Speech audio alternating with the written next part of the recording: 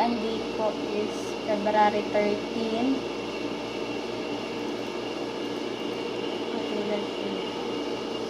Abanes. Abanes Ronet. February 13. Nag-in po siya ng yan, 13. Nakafix na pala siyang 85. Kahit maliit o ano, yung IMI. Hindi na. Dadating naman sila kasi na isang time. Kahit late ang ano, punch lang. Yung pansin kasi, ang inando ko, 7 to 7. Yung break traffic time pa. Ayun po. Abot tayo sa distance. Depende po kung ano oras sila dumating dito. At saka kung halimbawa naman po ay kagaya ng 8:13. Pero yun nga daw po, nakadating naman siya on time kaya ito ang kalagay. Lalagyan niyo po dito kung 8. Halimbawa po, hindi yung mapapansin niyo po dito, meron dito yung kahapon, ito yung 8 na pang umaga, tapos ito yung lumabas sila. Saka niyo po i-input dito yung, halimbawa, lumabas sila ngayon ng 6. Pambukas na po siya i-input. Kasama po siya sa report ni ABC sa inyo. Bukas pa nga, diba? No. Kasama din bukas. Ang in-input po ngayon ni Joanne, yung labas niya na alas 6. Ba't wala siyang labas dito? Nung 12. Ang balis.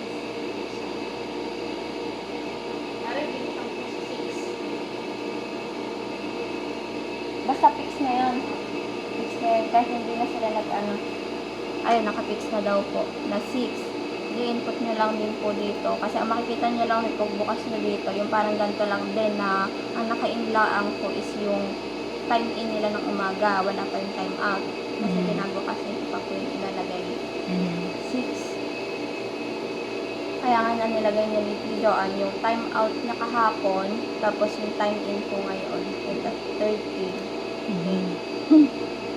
Ito naman po yung naka-formula na ko halimbawa ay 6. 6 siya lumabas. I-input ka po bukas. Yan, 8 hours. Tapos may isa siyang OT kasi 8 to 5, 8 hours. Tapos may isang OT na 6. Lalagyan niyo lang po yung OT niya.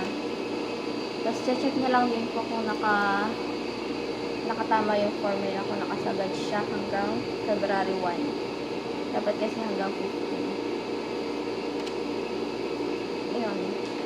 Abanes.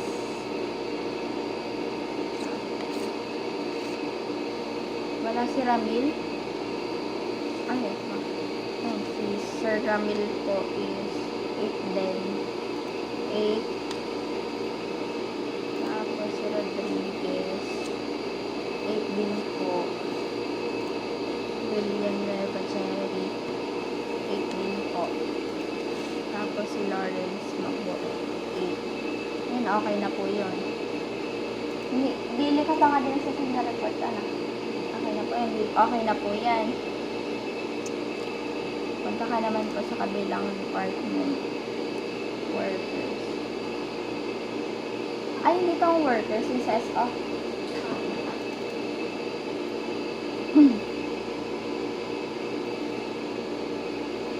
Ayan, same process pa din po. Ilalagay niyo din po kung anong oras sila nag-time out kahapon. Tapos time in po ngayon. Same process lang din po nung sa ibang department. So, ito ay 8 hours. Yes po. Kung halimbawang lumabas po sila ngayon ng 5, hindi 8 hours lang po. Wala silang OT. Wala kang i-input dito sa OT. Wala kang input po dito. Kung halimbawa 6 po, input mo siya ng 8 hours. Ito yung working hours niya, 8 hours. Then, OT po, 1. Kung halimbawa naman 8 to 7, di 2 hours po ilalagay ng OT. Yan.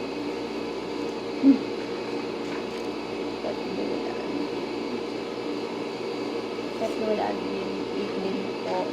Para sa naman tong 1 na to? Overtime po. Oh, so, bali 9 yan. Opo, bali, ano pong 9? 9. 8 plus 1 divided to ay 8. 9 hours. 9 hours. Dito naman po siya papasok. Dito hindi niyo po makikita yung overtime. Ang nakalagay lang po dito yung number of days makikita nyo dito sa formula kung ilan yung may tara niyang 8. 1, 2, 3, 4, 5, 6, 7, 8. So, 8, naka-8 na siya. Ang overtime, saan makikita niyan? Dito po. Kung ilang oras ang naging overtime niya. Kaya kailangan nyo din pong i-check palagi yung formula dito sa dulo. Lalo na kapag halimbawang final na po yung tapos na po yung cut-off, magsasabit na ng report sa sa Korea.